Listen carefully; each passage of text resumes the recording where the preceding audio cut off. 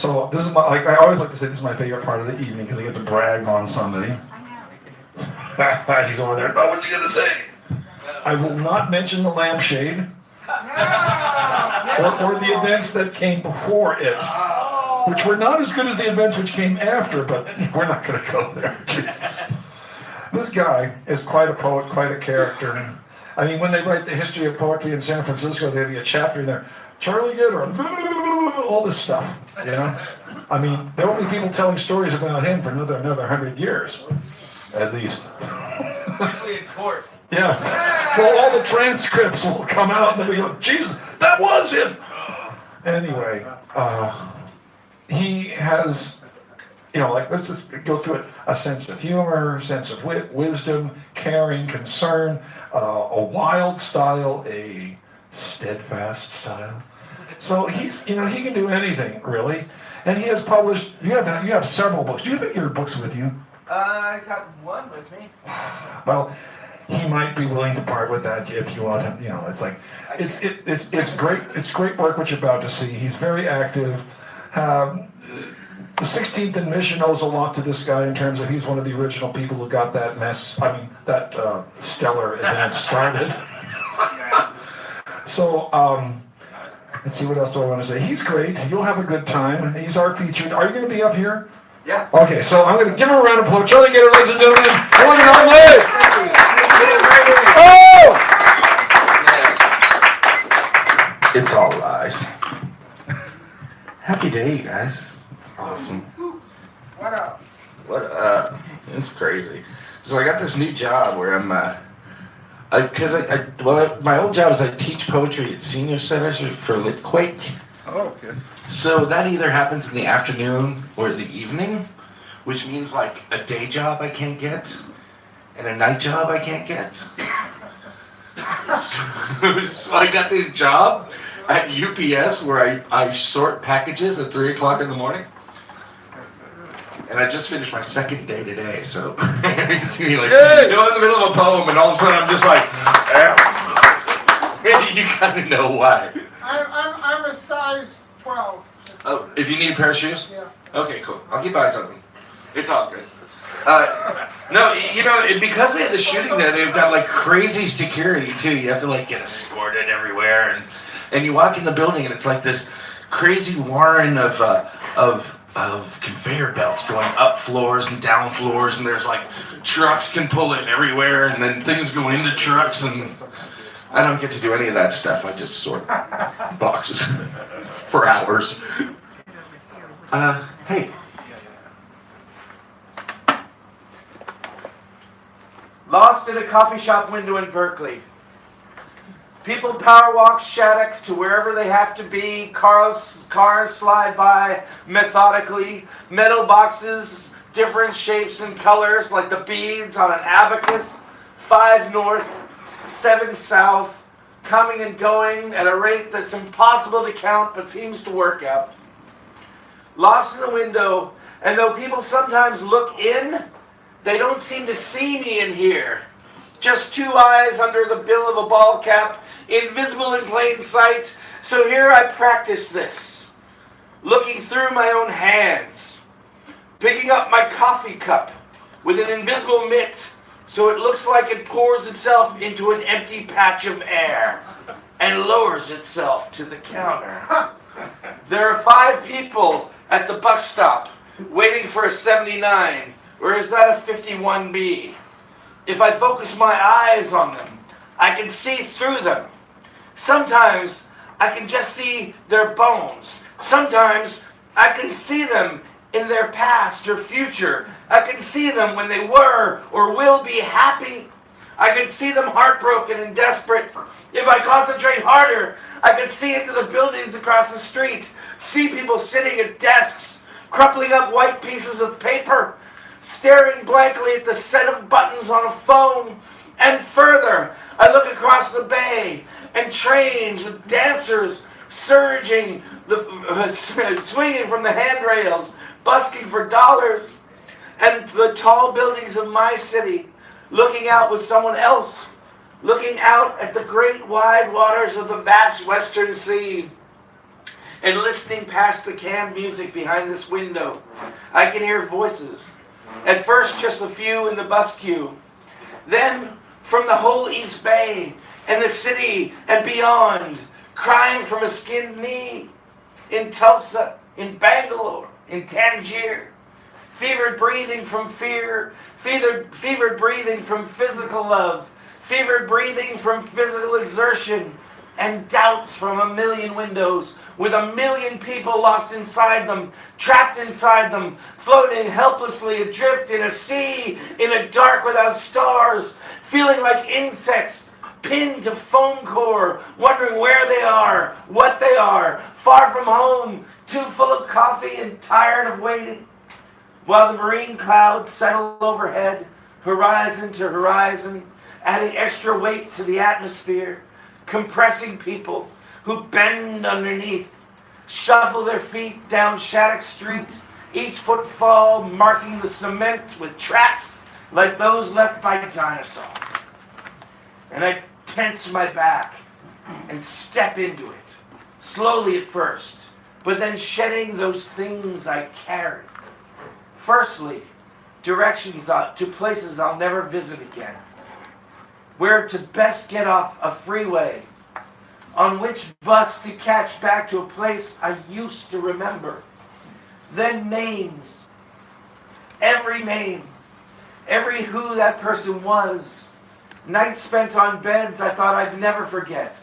Days spent in sunshine, in pain, in rain, falling magically, making us levitate as if we can ride the moisture. It all washes away in a torrent of forgetting as I step down steps to catch a city train. Hey, Dad. You're probably going to hear Buford talk about him too, because he's the other feature tonight. We went to school at New College, and one of our teachers was this guy, Tom Clark, who left us. Who left us? Not is that what you wrote about tonight?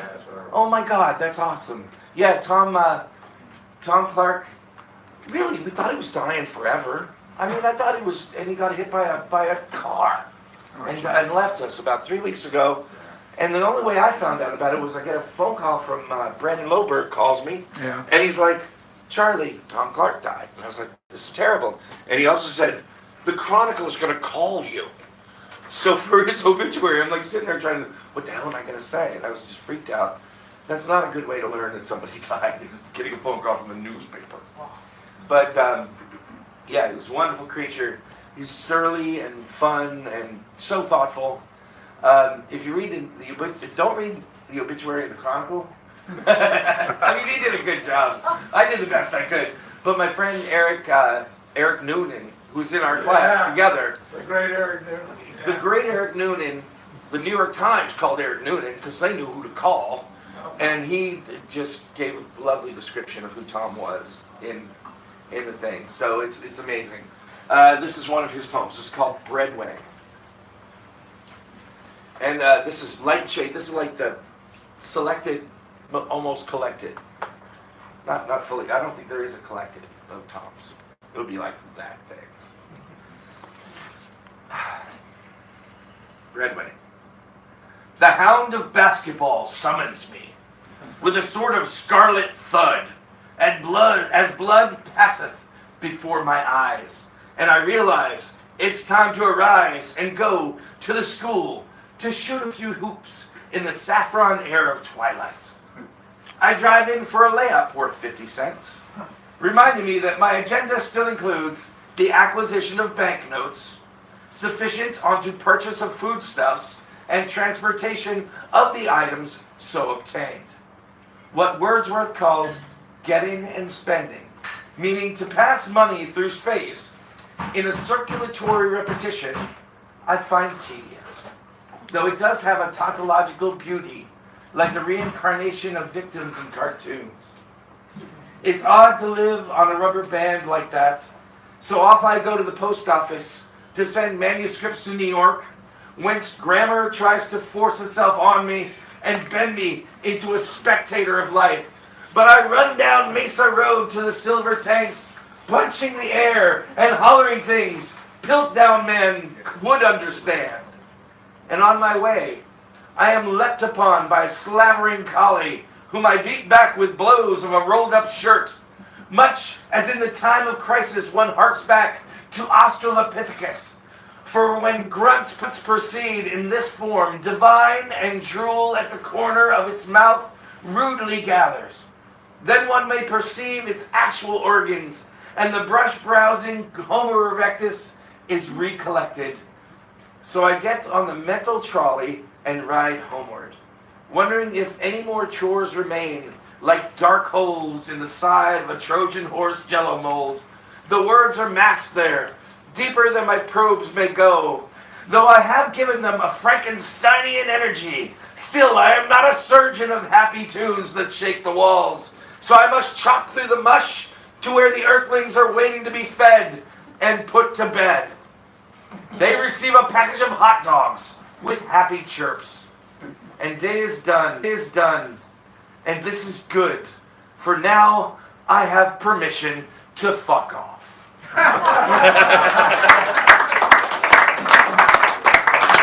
That's Tom Clark. You should read some because he's amazing. You know where you can see him also? He has a plaque at the train station at the Embarcadero. Oh, really? Oh, good. Oh, I didn't realize that. Yeah. Well, you know, if anybody deserves one, Yeah. that's crazy.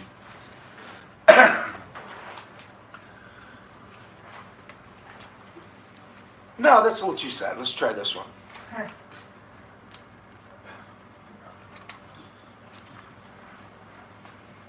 I look at the blue box on the sidewalk within me. A world so far yet within one box. I often think they paint them blue for the sky, for the sea. Blue is the color of possibility. I know mailboxes are dingy and dented, and those that collect them are prone to depression. But through them, real things can be passed between lands, between hands, all the way across the world with just some stamps. I can afford stamps. I envision an afternoon when an angry guy with a cart pulls out his key and opens up the mailbox, and I'm in there, and I hand him my stamps, and he tells me to enjoy Kathmandu or Machu Picchu or Timbuktu, and I climb into his weird Jeep, and he brings me to the Harrison Street Processing Center and waves as I disappear behind the hanging vinyl sheets over the conveyor belt. And he goes home to his studio apartment in the Tenderloin, calls his mom, and picks up his guitar for the first time in so many years. It used to make the news when they raised the price of stamps. It was a big deal. People would sit in front of congressional committees and complain. I don't know what a first-class stamp goes for today. I would look it up and write it down, but it would probably change before anyone heard this. They now have forever stamps. A tattoo on time. But there are no forevers. It's just the government lying again. My former mailman back home in the district wasn't feeling well for months. So at one point during his route, sometimes after, but usually before my house, he would give up and take his mail bag home and leave it there. Turns out he had a heart problem. And when he finally died of it, they opened his door to find him and all our mail. Nothing lasts forever. Someday, they will determine that real things don't have to go around the world anymore unless they're in space already. Things made of tinsel and titanium, which you can see racing across the deep, deep blue if you look skyward soon after sunset. And I'm going to use one of them to send you a message. Although you may not get it, who reads their email? I wonder how the world can be so crowded while I'm surrounded by space.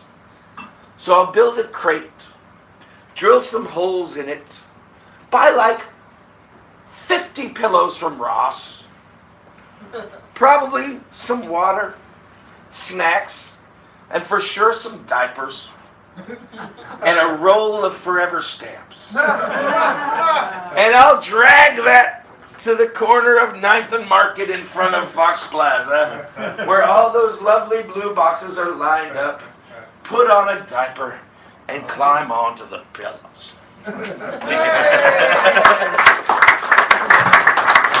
You can tell I'm a world traveler. That's all about world traveler. Short poem about it. I drove across America twice this summer. I drove across America this summer because I had time off between classes, and like I had a month, and I had actually a little bit of money in my pocket, so I drove across America to see my folks who live in the Florida Keys. So I get there, we go to the vet. I went with my dog. The reason I drove was I have a dog. And poor guy, he had this weird growth on his leg. So the vets are hella cheap, right? So the vet came and took the thing off, but he still had stitches.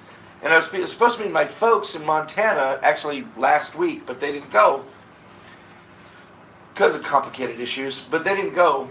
So it turns out after driving back across America, leaving the dog in Florida, I had to turn around and then drive right back across America to get my dog. So I went twice back and forth across America because of the damn dog. Because you can't ship a dog anymore. It used to be $100. Now it's like, no.